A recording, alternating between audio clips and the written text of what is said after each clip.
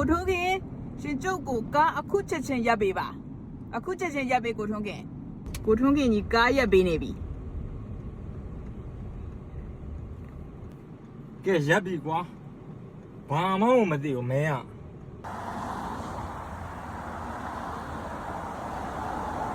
ကဲမင်းမကားရခိုင်းတာဘာကိစ္စလဲ ရှင်းသားနေသားပါရှင်းသားနေဒီမှာကျုပ်အကြောင်းရှိလို့နော်ကျုပ်ဒီမှာအညာမှာရေကြီးနေတယ်လို့ကြားတယ်နော်အဲ့တော့ကျုပ်ချစ်ရတဲ့အညာကစစ်သေးလေးတို့နော်ရေကြီးနေတယ်ကြားတယ်အစားအရာရာဘီယူဆိုင်ပါဘီးရဲ့ကင်းပါစီလို့လဲခါခါဒီနေရာနေစတောင်းပေးတယ်နော်ခါခါရဲ့ရှင်နေတဲ့ရနေအားလုံးတတိယနေတယ်နော်အညာမှာရေကြီးနေကြလို့အဲ့ဒါလေးပြောစရာရှိလို့အဲ့ဒါလေးတတိပေးစရာရှိလို့ဒါပြောတာမလေးအညာသားကြီးကိုထုတ်ခင်ရှင်ပြောစရာရှိရရှင်ကားပေါ်ရောက်မှာပြောရှင်အခုချက်ချင်းကားပေါ်တက်လိုက်တော့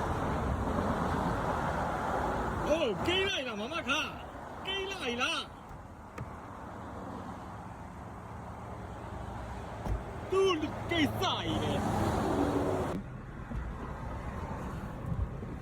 ကဲ